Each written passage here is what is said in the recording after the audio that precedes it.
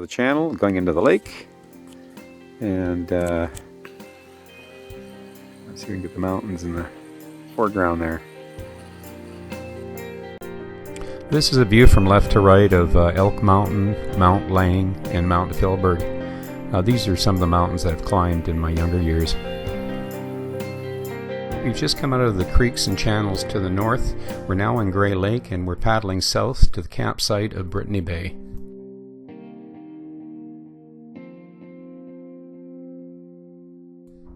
Grey Lake was last calm just a few minutes ago, but suddenly the wind has picked up. Winds can pick up on these lakes unpredictably, and the chop can build up pretty fast.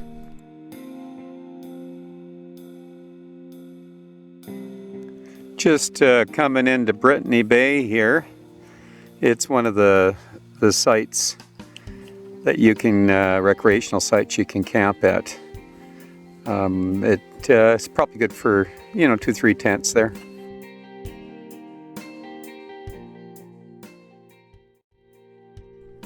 Yeah, we're just leaving Brittany Bay, and we have quite a few canoeists on the lake today. I'm paddling south toward the Grey Lake campsite, and there's 9 other canoes I can see on the lake as well. Where are you guys from? Vancouver, eh? And you guys were at Brewster at the launch last night, weren't you? Yes, in the afternoon?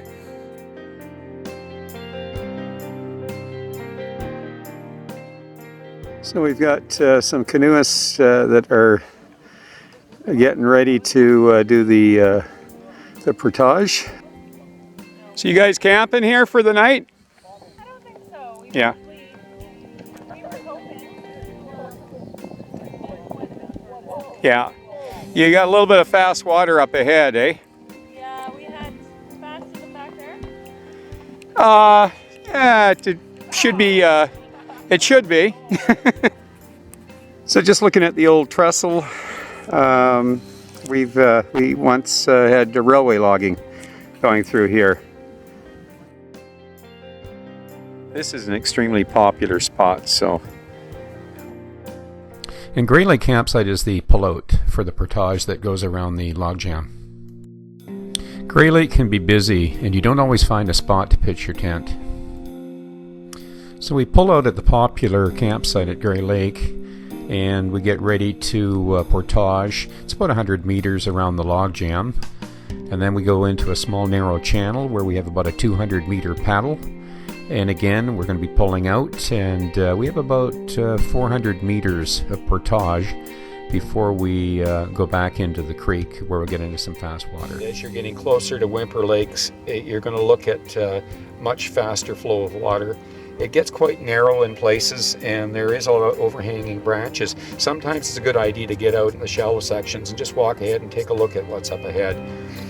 As you get in toward Whymper Lake, you get it widens out and you have a lot more navigable area, and then you're going to be heading south toward what you can make a decision as to whether you want to go into that fast piece of water going into Fry Lake or to take that portage, which is 400 meters long. We're looking out to the trestle and the log jam that we're portaging around. The old trestle, we're just on the trail here.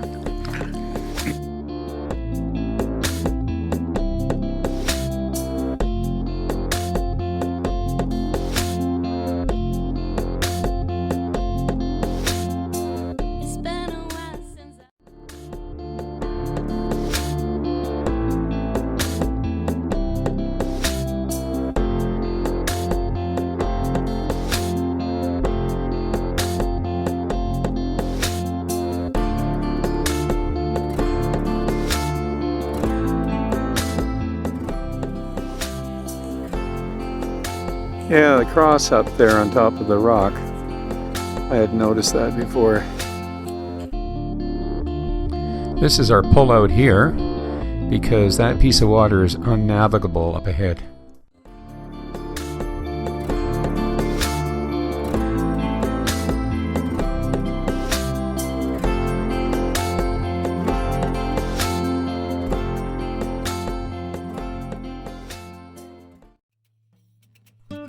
We're here at the dump in.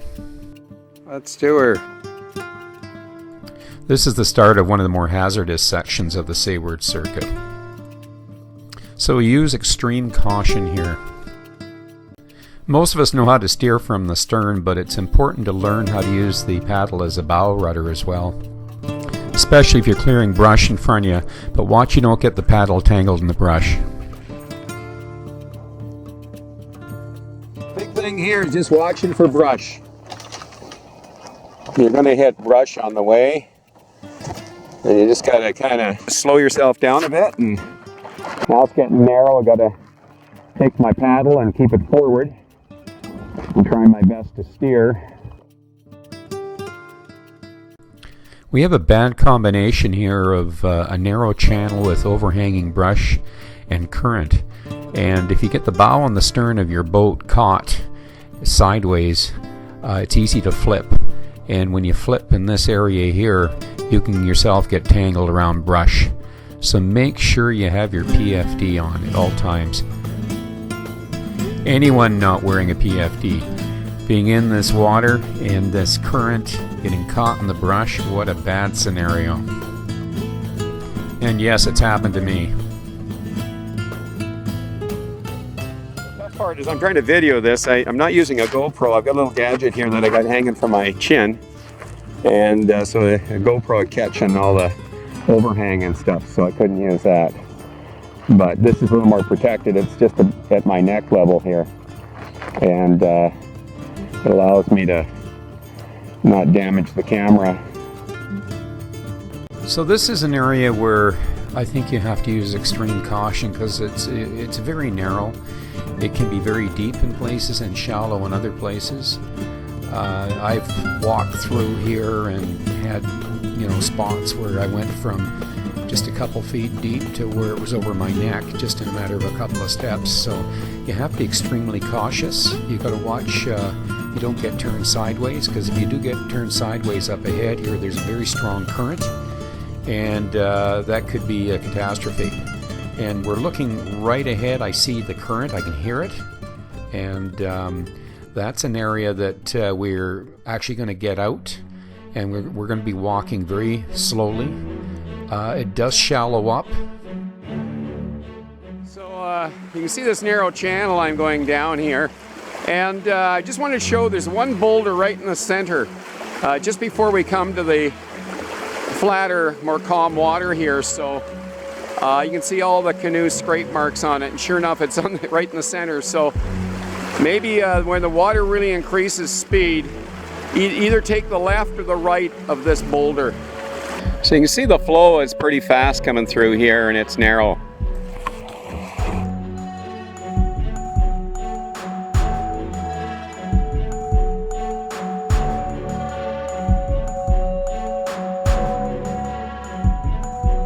I call this the blowhole, and you can see why. It shoots you through here like a rocket. It's definitely one of the fastest pieces of water on the circuit. If you do everything right, it can be fun. Well, we've made it through, and the boat's full of branches.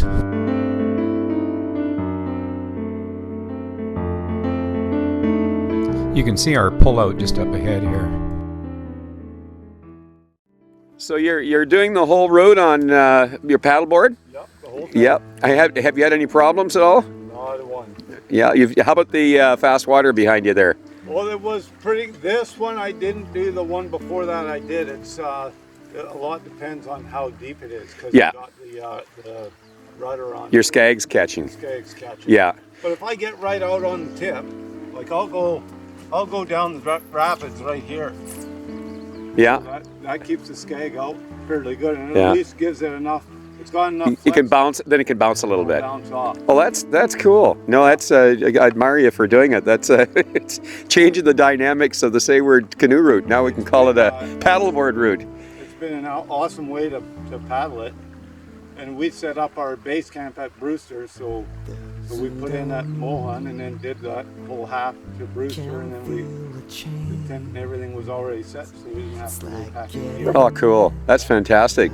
No, that looks good. Yeah, I admire you for doing it. It'll be interesting to see if maybe some people see this video, they'll get inspired. Oh, I'm sure. Yeah, it's too bad I couldn't have got you going down through the rapids on video. I'd like to get that. Catch the tail end of this. Okay, no, that sounds good. You guys going to do it? I'll try to get that one then. thing, and it's the same case for anyone. Well, at least to choose to love without fearing fair fears again.